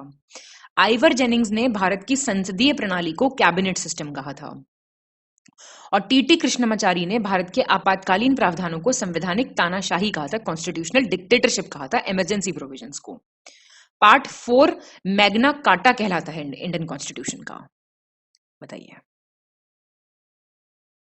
सी पार्ट 3 कहलाता है। और पार्ट 3 किससे डील करता है ये आप बताएंगे मुझे फटाफट, किसने क्या कहा। कई बार ना ऐसे स्टेटमेंट बेस्ड क्वेश्चंस आ जाते हैं पेपर में, है ना, तो ये आपको थोड़ा सा याद रखना है। 65 सही विकल्प चुने, choose the correct option. Sir Ernest Barker ने भारतीय संविधान को अर्ध संघीय कहा है, क्या कहा है? Quasi federal. और WH मॉरिस जोन्स ने इंडियन कॉन्स्टिट्यूशन को क्वाज़ाई फेडरल कहा है, सॉरी बार्गेनिंग फेडरलिज्म कहा है। ये यहाँ पे गड़बड़ है, इंग्लिश वाले में छोड़ दो इसको। ग्रैनवेल ऑस्टिन ने भारतीय संविधान को कोऑपरेटिव फेडरलिज्म कहा है, बताइए कौन सा सही है।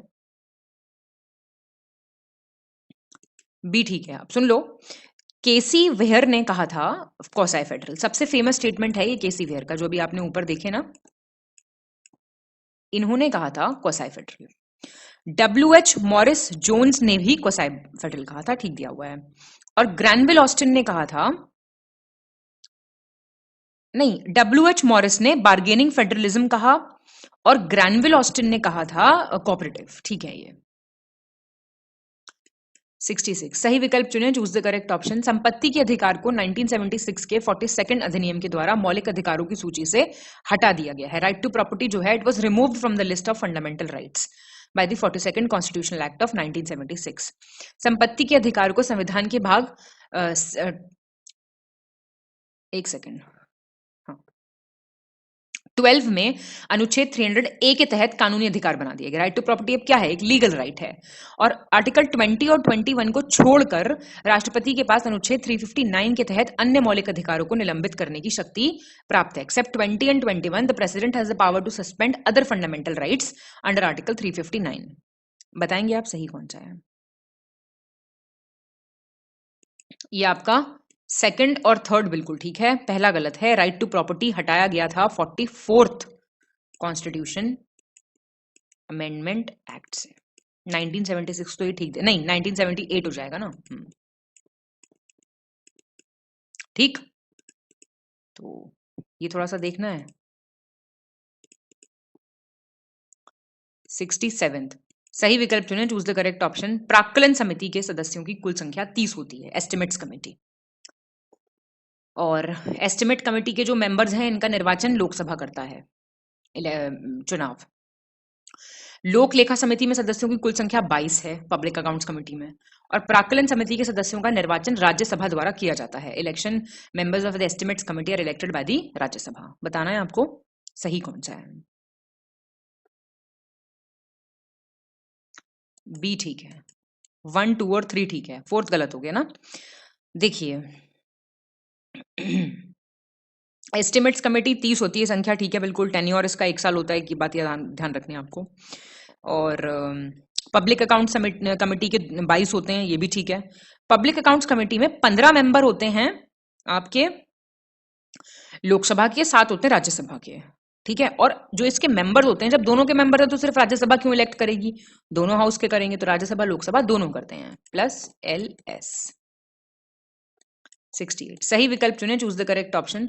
सूचना का अधिकार अधिनियम 2005 12 अक्टूबर 2005 से लागू हुआ, राइट टू इन्फॉर्मेशन एक्ट 2005। राष्ट्रीय हरित न्यायाधिकरण अधिनियम 2010 के द्वारा देश में एक राष्ट्रीय हरित न्यायाधिकरण का गठन किया गया था, एनजीटी की बात हो रही है। और खाद्य मिलावट निवारण अधिनियम पहली बार वर्ष 1954 में लागू किया गया था। Prevention of food adulteration act was first implemented in the year 1954। Bharat में अनुसूचित जाति और अनुसूचित जनजाति अत्याचार निवारण अधिनियम 1989 30 जनवरी 1990 से आया। Scheduled caste and scheduled tribes prevention of atrocities act की बात हो रही है। बताएंगे कौन सा सही है?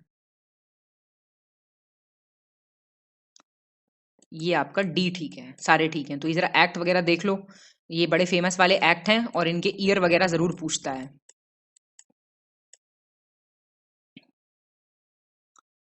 चलो 69 गलत विकल्प चुनना है आपको, इनकरेक्ट। आकस्मिकता निधि कंटिजेंसी फंड जो है वो पूरी तरह से संसद के नियंत्रण में है, पार्लियामेंट के कंट्रोल में है, और पैसा निकालने के लिए संसद की मंजूरी चाहिए। You have to have parliament's approval. 89 clause 1 के अनुसार राज्यसभा का पदेन सभापति उपराष्ट्रपति है। Ex officio chairman of Rajya Sabha is the vice president. 54A के अनुसार राष्ट्रपति के चुनाव में संसद के दोनों सदनों के निर्वाचित सदस्य निर्वाचक गण होते हैं, न कि मनोनीत सदस्य।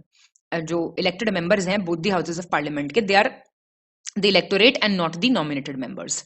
आर्टिकल 66 क्लॉज 1 के अनुसार उपराष्ट्रपति के निर्वाचन में संसद के दोनों सदनों के सभी सदस्य भाग लेते हैं। All members of both the houses of the parliament participate in the election of vice president. President का इलेक्शन, वाइस प्रेसिडेंट का इलेक्शन, ये सब इंपॉर्टेंट है। पहला गलत हो गया। देखिए आर्टिकल 267 कहता है कंटिजेंसी फंड होगा, बिल्कुल।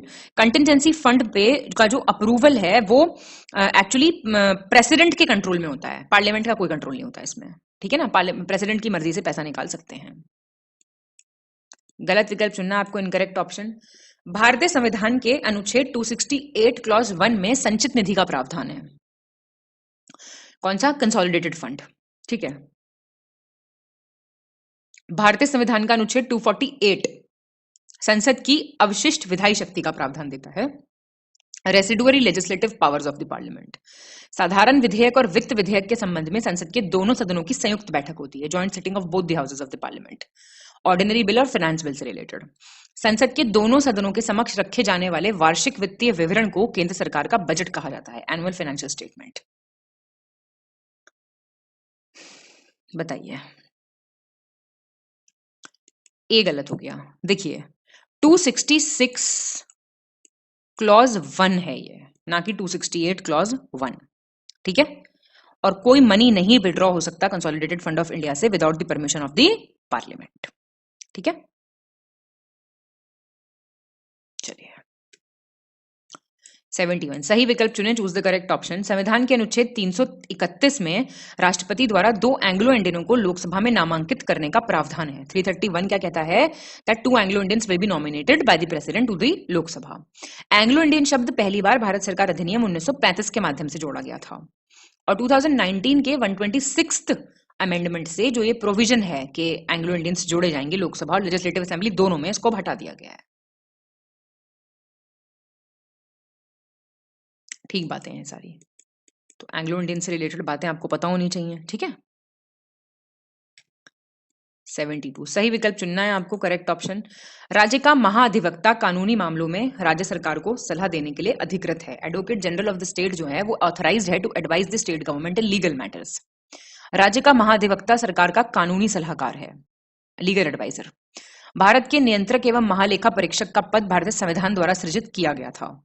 कैग का जो पोस्ट है वो इंडियन कॉन्स्टिट्यूशन ने क्रिएट किया था। अनुच्छेद 89(2) सब क्लॉज बी के अनुसार लोकसभा को उसका कार्यकाल पूरा होने से पहले भंग किया जा सकता है। बताइए, तो ये भी ठीक है। ये 4th जो है इसलिए गलत है, आर्टिकल 85 है ये।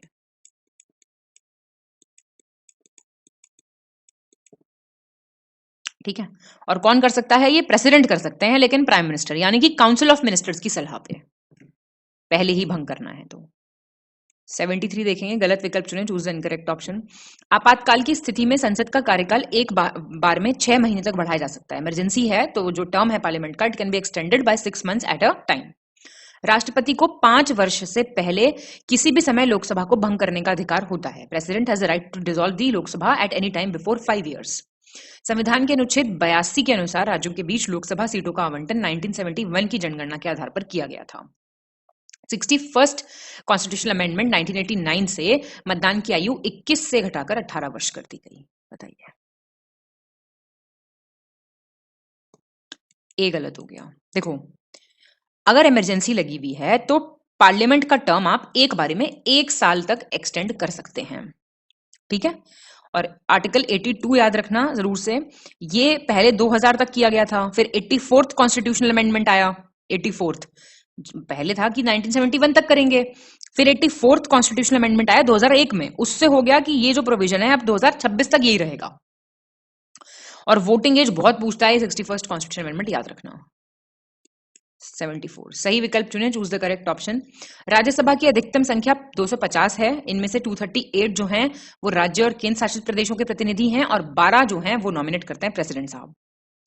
राज्य और केंद्र शासित प्रदेशों के बीच राज्यसभा के लिए सीटों के आवंटन का वर्णन संविधान की 4th अनुसूची में किया गया है। The allocation of seats for the Rajya Sabha among the states and UTs have been described in the 4th schedule of the constitution.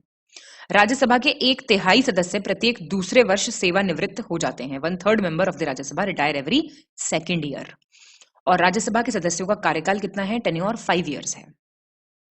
Correct बताइए। बी ठीक है, 1st, 2nd और 3rd ठीक है, ध्यान दीजिएगा। तो 1/3 रिटायर हो रहे हैं हर, क्या कहते हैं, दूसरे साल। तो टेन्योर आप देखना, टेन्योर 6 साल है वैसे, ठीक है। तो ये देख लेना, अभी फिलहाल जो है ये तो अधिकतम है, अभी फिलहाल कितनी है? 245 है स्ट्रेंथ, ठीक है। 245 में से 225 तो आ रहे हैं आपके स्टेट्स वगैरह से, और 8 आ रहे हैं यूटी से, और 12 को प्रेसिडेंट नॉमिनेट कर रहे हैं। फिलहाल ये प्रेजेंट स्टेट बता रही हूँ मैं आपको, 245 है ये, ठीक। 75 गलत विकल्प चुनना आपको, इनकरेक्ट। आर्टिकल 79 इसके अनुसार संघ के लिए एक संसद होगी जिसमें राष्ट्रपति तथा 2 सदन, राज्यसभा तथा लोकसभा होंगे। There will be a parliament for the union which will consist of president and 2 houses. संविधान के 5वें भाग के अंतर्गत आर्टिकल 79 से 122 तक संसद का गठन, संरचना, अवधि, अधिकारी, प्रक्रिया, विशेषाधिकार और शक्ति का वर्णन किया गया है। Formation, structure, duration, officers, procedure, privileges, power of parliament, ये सब।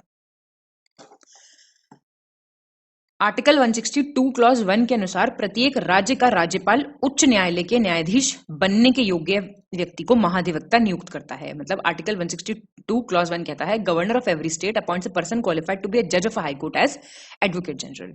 और 148 क्लॉज 1 के अनुसार भारत का एक नियंत्रक और महालेखा परीक्षक होगा जिसकी नियुक्ति राष्ट्रपति करेंगे। एक कैग होगा जिसकी नियुक्ति प्रेसिडेंट करेंगे। इनकरेक्ट बताइए। सी गलत है, क्यों? 165 क्लॉज 1 है ये कि गवर्नर जो हैं वो अपॉइंट करेंगे, ठीक है। 76 सही विकल्प आपको चुनना है, करेक्ट ऑप्शन। संवैधानिक उपचारों का अधिकार, right to constitutional remedies, article 32। समानता का अधिकार, राइट टू इक्वालिटी, 19 से 22। शोषण के विरुद्ध अधिकार, राइट अगेंस्ट एक्सप्लॉयटेशन, 25 से 28। सांस्कृतिक एवं शैक्षणिक अधिकार, 31। बताइए। ये ठीक है, बस ये तो बहुत इंपॉर्टेंट आर्टिकल है भाई। 19 से 22 फ्रीडम है, राइट टू फ्रीडम, ठीक है। राइट अगेंस्ट एक्सप्लॉयटेशन आर्टिकल 23-24 हैं। आर्टिकल 25 से 28 क्या है? रिलीजन वाला, फ्रीडम ऑफ रिलीजन। और एजुकेशनल राइट्स हैं 29 से 30। 31 कौन सा है? राइट टू प्रॉपर्टी है ये, जो कि अब एक लीगल राइट है। पढ़ा नहीं पढ़ा? गलत विकल्प चुने, choose the incorrect option. Sindhi भाषा को 2011 में 96th अमेंडमेंट 2011 से जोड़ा गया था। और ये BDMS ऐसे याद कर लो, BDMS, बोडो, डोंगरी, मैथिली, संथाली, ये किससे जोड़ी गई? 92nd कॉन्स्टिट्यूशनल अमेंडमेंट से 2003 का। और कोंकणी, मणिपुर और नेपाली, KMN, ये 71st 1992 से जोड़ी गई। बताना है कौन सा ठीक है, इनकरेक्ट बताना है। ये ए गलत हो गया, ये सिंधी नहीं जोड़ी गई थी, उड़िया। ORIYA, उड़िया जोड़ी गई थी इससे, ठीक है। और सिंधी फिर जोड़ी गई थी आपकी 21 से 1967, 21st अमेंडमेंट 1967 से, ठीक।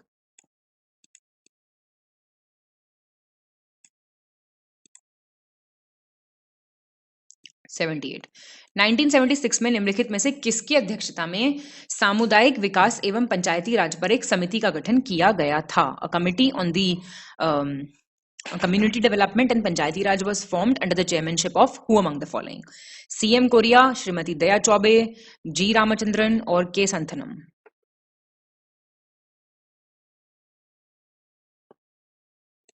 ये आपके श्रीमती दया चौबे, याद रखिएगा। अब देखिए, कोरिया कमीशन जो था वो था अर्बनाइजेशन से रिलेटेड, किससे? शहरीकरण से। तो अगर इनका आ जाए तो शहरीकरण, और चौबे हो गया, ठीक है, पंचायती राज वाला। जी रामचंद्रन से संबंधित थी, पंचायती राज के ट्रेनिंग सेंटर बने थे इससे, ठीक है, पंचायती राज के, PTC लिख लो, पंचायती राज ट्रेनिंग सेंटर। और के संथानम जो है, इनके में पंचायती राज के इलेक्शन, पंचायती PR राज इलेक्शन, PRE ऐसे कर लो, प्री, ठीक है। 79 वैधानिक निकाय चुनिए, स्टैट्यूटरी बॉडीज देख लीजिए जल्दी। National commission for scheduled castes, national commission for women, national commission for minorities, national human rights commission. तो ये सी हो जाएगा, सेकंड, थर्ड और फोर्थ हैं। देखिए, national commission for scheduled caste जो है ये कॉन्स्टिट्यूशनल बॉडी है, ये स्टैट्यूटरी बॉडी नहीं है, 2004 का है, साल भी पता होने चाहिए। और ये विमेन वाला आपका स्टैट्यूटरी है 1992 का, माइनॉरिटीज वाला है 1993, ह्यूमन राइट्स है 1993, एक और है चाइल्ड राइट्स वाला,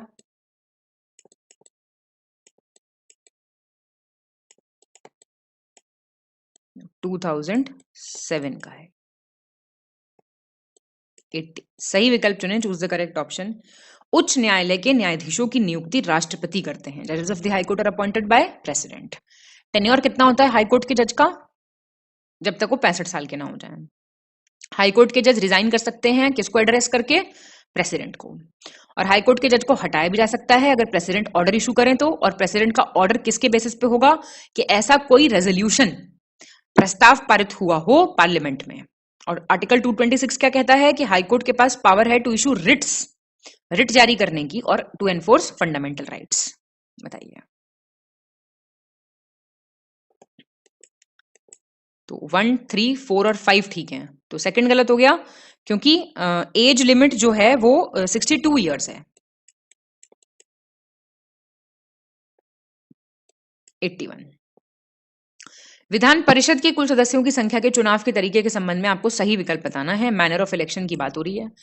1/3 जो है वो स्थानीय निकाय, जैसे नगर पालिका हो गई, जिला बोर्ड हो गए, इनके सदस्य आते हैं, ठीक है ना, local boards, municipalities.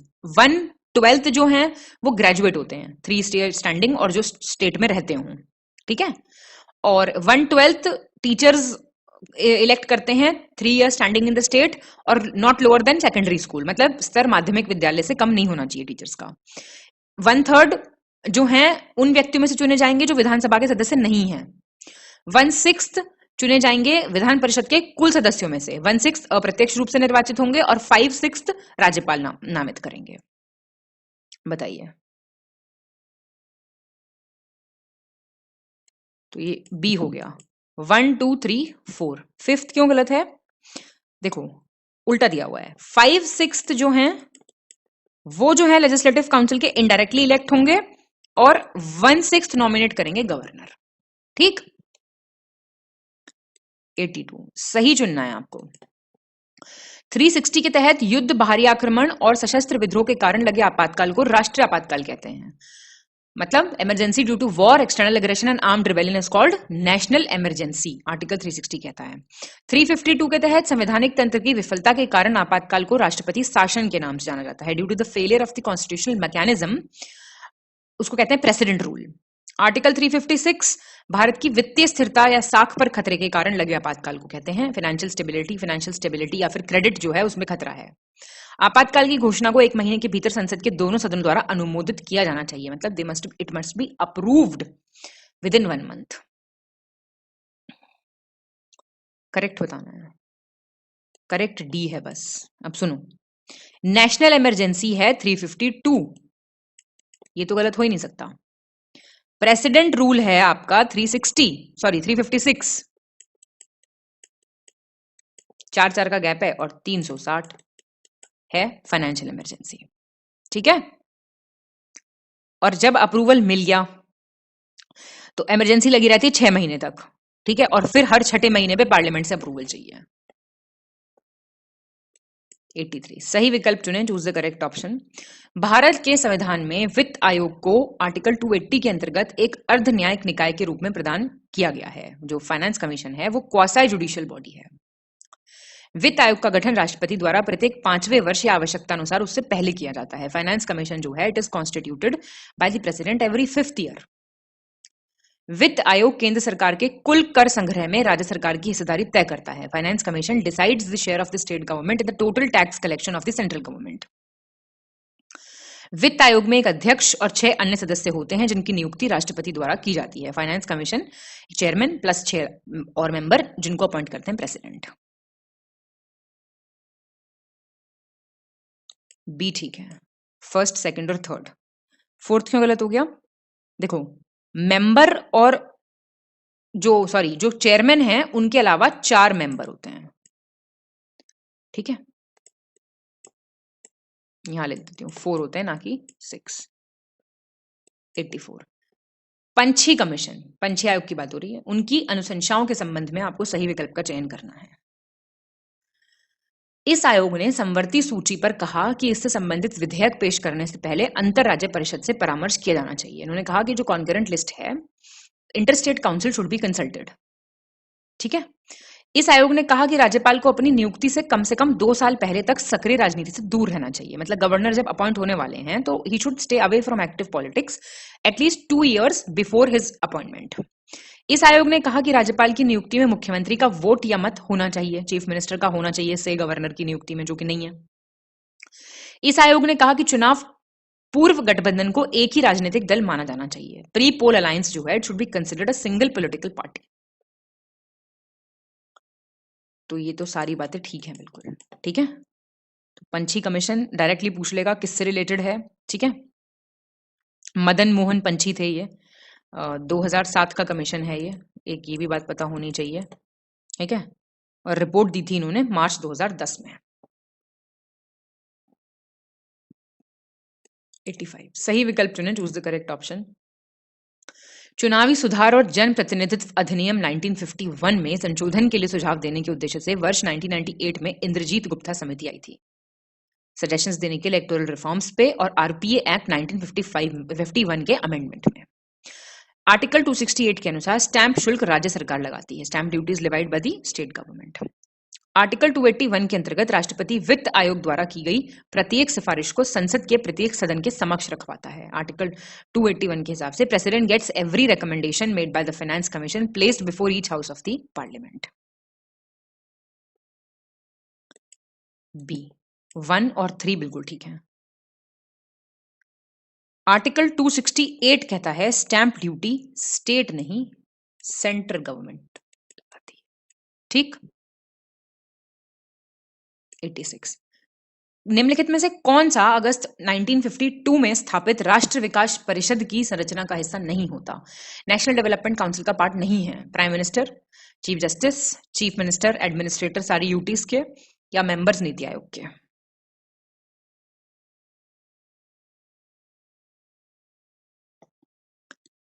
Chief justice नहीं होंगे ना, एनडीसी का हिस्सा है ये। एक्चुअली एनडीसी पहले था, जिनकी मतलब फर्स्ट 5 ईयर प्लान के बाद आई थी ये। ना तो कॉन्स्टिट्यूशनल बॉडी थी ना ही स्टैट्यूटरी। इसमें प्राइम मिनिस्टर होते थे, सारे यूनियन कैबिनेट मिनिस्टर होते थे, चीफ मिनिस्टर होते थे, और ये यूटी वगैरह वाले होते थे।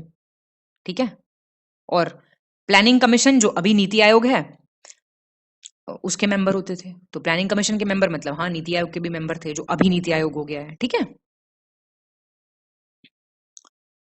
87 गलत विकल्प चुने, चूज द इनकरेक्ट ऑप्शन। 1991 में गठित वोहरा समिति राजनेताओं और अपराधियों के बीच सांठगांठ की जांच करने से संबंधित थी। जो नेक्सस होता है ना पॉलिटिशियंस और क्रिमिनल्स के बीच में, उसको जांच करने के लिए। उत्तर प्रदेश लोक आयुक्त अधिनियम 1975 के तहत लोकायुक्त अपनी रिपोर्ट राज्यपाल को सौंपता है। Lokayukta submits his reports to the governor. मानवाधिकार संरक्षण अधिनियम 28 सितंबर 1993 को लागू हुआ था। ह्यूमन राइट्स प्रोटेक्शन एक्ट जो था, it came into force on 28 सितंबर 1993। प्रशासनिक सुधार आयोग के अनुसार राष्ट्रपति भारत के मुख्य न्यायाधीश, लोकसभा अध्यक्ष और राज्यसभा के सभापति की सलाह पर लोकपाल की नियुक्ति करते हैं। ARC के हिसाब से president appoints the Lokpal on the advice of the chief justice of India, the speaker of Lok Sabha and chairman of Rajya Sabha. ये गलत है। वोहरा कमेटी आई थी 1993 में, ठीक है।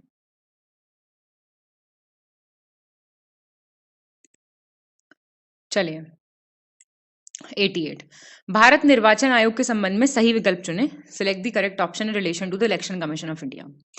इस आयोग की स्थापना 25 जनवरी 1950 को हुई और 2011 से हर साल 25 जनवरी को हम राष्ट्रीय मतदाता दिवस मनाते हैं, नेशनल वोटर्स डे मनाते हैं। और यह एक स्वायत्त संवैधानिक निकाय है जो भारत में संघ और राज्य चुनाव प्रक्रियाओं का संचालन करता है। It's an autonomous constitutional body that conducts union and state election processes in India. मुख्य चुनाव आयुक्त का कार्यकाल 6 वर्ष या 62 वर्ष की आयु, जो भी पहले हो। सही बताइए कौन सा है। बी ठीक है। फोर्थ क्यों गलत हुआ? 6 इयर्स नहीं, फर्स्ट सेकंड और थर्ड इनकरेक्ट पूछ रहा था, ठीक तो है। टेन्योर आपका 6 इयर्स या फिर 65 है, ठीक है ना, जो भी जल्दी हो। और बाकी के जो इलेक्शन कमिश्नर्स हैं उनका 6 साल और 62 है, ठीक। चीफ इलेक्शन कमिश्नर का 6.65, बाकी उनका 6.62। 89 राष्ट्र दलों के रूप में मान्यता हेतु कुछ शर्तों के संबंध में आपको सही विकल्प का चयन करना है। कब किसी को दर्जा मिलता है राष्ट्र पार्टी का। ये कह रहा है यदि कोई पार्टी लोकसभा या विधानसभा के आम चुनाव में 4 या अधिक राज्यों में वैध वोटों का 6% हासिल कर ले तो। If a party secures 6% of the total valid votes in 4 or more states in the general elections to the Lok Sabha or the Legislative Assembly. यदि किसी पार्टी को किसी राज्य या राज्यों से लोकसभा में 4 सीटें मिलें, if a party gets 4 seats in the Lok Sabha from a state or states. यदि कोई पार्टी लोकसभा में 2% सीटें जीतती है और ये सदस्य 3 अलग अलग राज्यों से चुने जाते हैं। If a party wins 2% seats in the Lok Sabha and these members are elected from 3 different states.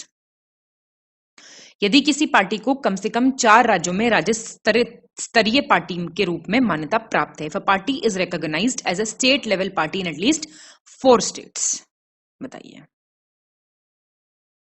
ये सारी बातें बिल्कुल ठीक हैं, ठीक है। 90 यदि कोई राजनीतिक दल लोकसभा के आम चुनाव या किसी राज्य की विधानसभा चुनाव में कुल वैध मतों का 8% प्राप्त करता है तो उसे राज्य स्तरीय दलीय के रूप में मान्यता दी जा सकती है। यह शर्त वर्ष कब से जोड़ी गई है? मतलब if a political party obtains 8% of the total valid votes in the general elections for the Lok Sabha or the assembly elections in a state, then it can be recognized as a state level party. ये कब add हुआ? ये 2011 में add हुआ। 91 गलत विकल्प चुने, choose the incorrect option. Lok Sabha और प्रत्येक राज्य की विधानसभा के चुनाव वयस्क मताधिकार के आधार पर होंगे। इसका उल्लेखन संविधान के अनुच्छेद 326 में है। Elections of the Lok Sabha and the legislative assembly of each state will be on the basis of adult franchise. ये आर्टिकल 326 में मेंशन्ड है। संविधान के अनुच्छेद 328 के तहत किसी राज्य की विधानसभा को अपने चुनावों के लिए कानून बनाने की शक्ति दी गई है। Legislative assembly of a state has been given the power to make laws for its elections under article 328। Bharat निर्वाचन आयोग के मुख्य चुनाव आयुक्त को पद से हटाने से संबंधित प्रावधान संविधान के अनुच्छेद 324 क्लॉज 5 में दिए गए हैं। बताइए। इनकरेक्ट पूछ रहा है, इसमें से कोई गलत नहीं है। 92 गलत विकल्प चुने, चूज द इनकरेक्ट ऑप्शन। राज्य चुनाव आयुक्त की नियुक्ति राज्यपाल द्वारा की जाएगी। स्टेट इलेक्शन कमिश्नर कौन अपॉइंट करेंगे? गवर्नर। राज्य निर्वाचन आयोग नगरीय निकाय और त्रिस्तरीय पंचायत चुनाव कराता है। State election commission conducts urban body and 3 tyre panchayat elections. राज्य चुनाव आयोग भारत के निर्वाचन आयोग के अधीन कार्य करता है? State election commission works under the election commission. और देश में प्रथम राज्य निर्वाचन आयोग का गठन मध्य प्रदेश राज्य ने किया था। सी गलत हो गया। स्टेट इलेक्शन कमीशन गवर्नर के अंडर काम करता है, ना कि इलेक्शन कमीशन के। कोई एक दूसरे की हायरार्किकल बॉडी थोड़ी है, गवर्नर के अंडर प्लेस्ड है ये। 93 सही विकल्प चुनें, choose the correct option. Panchayat चुनाव के लिए नाम जोड़ने, हटाने और प्रकाशित करने सहित मतदाता जानकारी तैयार करना राज्य चुनाव आयोग के कार्यों में से एक है। Preparation of voter information for panchayat elections including addition, deletion and publication of names. Bharat निर्वाचन आयोग पंचायत चुनाव के लिए मतदाता पहचान पत्र जारी करता है, वोटर आइडेंटिटी कार्ड। पंचायत और नगर पालिका चुनावों के लिए संबंधित राज्य के राज्यपाल अधिसूचना जारी करते हैं, गवर्नर करते हैं नोटिफिकेशन जारी। बताइए। सही है सारे। 94 गलत विकल्प चुने, चूज द इनकरेक्ट ऑप्शन। लोक सेवा आयोग की स्थापना सर्वप्रथम ली आयोग की अनुशंसा पे हुई थी। ली कमीशन जो था वो पब्लिक सर्विस कमीशन से रिलेटेड था कि आना चाहिए ऐसा कुछ। भारतीय लोक सेवा आयोग की स्थापना 1926 में हुई। संघ लोक सेवा आयोग से संबंधित प्रावधानों का उल्लेख जो है वो भारतीय संविधान में आपके 16 पार्ट में है, पार्ट 16 में। और संघ लोक सेवा आयोग की संरचना, सदस्य, नियुक्ति, निष्कासन, शक्तियां, कार्य, ये सब जो है ये आर्टिकल 315 से 323 तक दिए हुए हैं। ये सब जो है पूरा इंडिपेंडेंस है इन सब की कॉन्स्टिट्यूशन में। सी गलत हो गया। ये पार्ट 14 है, ठीक है, ना कि पार्ट 16। 95 सही विकल्प चुने, choose the correct option. Bharat में सिविल सेवा परीक्षा सर्वप्रथम प्रयागराज में आयोजित की गई थी। पंचायतों के चुनाव संबंधी मामलों में अदालतों के हस्तक्षेप पर रोक संबंधी प्रावधान संविधान के अनुच्छेद 243 क्लॉज ओ में है। भारतीय वन सेवा को एक अखिल भारतीय सेवा के रूप में वर्ष 1964 में स्थापित किया गया था। बताइए। ए और बी दोनों ठीक है। और इसका सन आपको बता दें कब स्थापित किया गया था। ये बात कर रहा है फॉरेस्ट सर्विस की, तो ये आई थी आपकी 1966 में। 96 सही विकल्प चुने, choose the correct option. Rajya Sabha के सदस्यों के निर्वाचन से संबंधित प्रावधान दक्षिण अफ्रीकी संविधान से लिए गए हैं।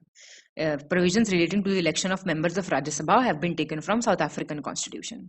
मौलिक कर्तव्यों से संबंधित प्रावधान ऑस्ट्रेलियाई संविधान से लिए गए हैं, फंडामेंटल ड्यूटीज। और जॉइंट सिटिंग का प्रावधान रशिया से लिया गया है। पहला ठीक है बस। फंडामेंटल ड्यूटी आए हैं आपके रशिया से और जॉइंट सिटिंग आया है ऑस्ट्रेलिया से। 97 गलत विकल्प चुने, चूज द इनकरेक्ट ऑप्शन। राष्ट्रीय महिला आयोग के अध्यक्ष एवं सदस्यों का कार्यकाल 3 वर्ष का है। Tenure of the chairman and members of national commission for women is 3 years। राष्ट्रीय महिला आयोग के अध्यक्ष और सदस्यों की सेवा शर्तें और कार्यकाल केंद्र सरकार द्वारा निर्धारित हैं। Service conditions and terms of office. राष्ट्रीय महिला आयोग अपनी रिपोर्ट भारत के राष्ट्रपति को सौंपता है और राष्ट्रीय महिला आयोग का मुख्यालय नई दिल्ली में है। नेशनल कमीशन ऑफ विमेन जो है वो सेंट्रल गवर्नमेंट को रिपोर्ट देता है, ना कि प्रेसिडेंट को। 98 गलत विकल्प चुने, चूज द इनकरेक्ट ऑप्शन। राष्ट्रीय मानवाधिकार आयोग में एक अध्यक्ष, 5 पूर्णकालिक सदस्य और 5 पदेन सदस्य हैं। एक चेयरमैन है, 5 फुल टाइम मेंबर्स हैं, 5 एक्स ऑफिशियो मेंबर्स हैं। राष्ट्रीय मानवाधिकार आयोग में एक महासचिव है जो इस आयोग का मुख्य कार्यकारी अधिकारी है। एक जनरल सेक्रेटरी हैं जो चीफ एग्जीक्यूटिव ऑफिसर भी हैं। और मुख्यालय नई दिल्ली है, लेकिन केंद्र सरकार की पूर्व अनुमति से मुख्यालय भारत में कहीं और भी स्थापित किया जा सकता है। बताइए इनकरेक्ट। ए गलत हो गया।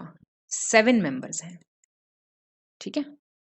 5 ex officio members, 5 full time members और 7 एक्स ऑफिशियो। 99 गलत चुनना है आपको, इनकरेक्ट। राष्ट्रीय बाल अधिकार संरक्षण आयोग की स्थापना मार्च 2007 में हुई एक अधिनियम द्वारा। बाल अधिकार संरक्षण आयोग अधिनियम 2005 के तहत जो national commission for protection of child rights है वो commission for protection of child rights act 2005 से आया। राष्ट्रीय बाल अधिकार संरक्षण आयोग के अध्यक्ष तथा सदस्यों की सेवा शर्तों का निर्धारण राष्ट्रपति करते हैं। जो सर्विस कंडीशंस हैं चेयरमैन की, मेंबर्स की, वो प्रेसिडेंट करते हैं। और राष्ट्रीय बाल अधिकार संरक्षण आयोग अपनी रिपोर्ट केंद्र सरकार को देता है। बताइए। बी गलत हो गया। फिर से प्रेसिडेंट का काम नहीं है, यहाँ पे सेंट्रल गवर्नमेंट का काम है। तो अब तो आप लोग हो जाएंगे खुश। पॉस्को अधिनियम 2012 में बाल शब्द को डैश से कम आयु के व्यक्ति के रूप में परिभाषित किया गया है। मतलब पॉस्को एक्ट में टर्म चाइल्ड कितने उम्र के बच्चे? 18।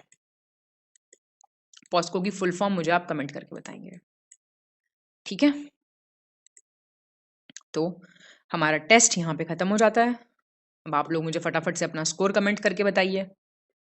मिलेंगे हम नेक्स्ट हमारे डिस्कशन में, तब तक के लिए पढ़िए आराम से। कोई टेंशन की बात नहीं है, कोई भी दिक्कत है, परेशानी है, आप डेफिनेटली कमेंट कर सकते हैं। अच्छे से पढ़ाई कीजिए, स्कोर कमेंट कीजिए, टेस्ट का तभी फायदा है, ठीक है? चलिए पढ़ते रहिए, मजे करते रहिए। Thank you.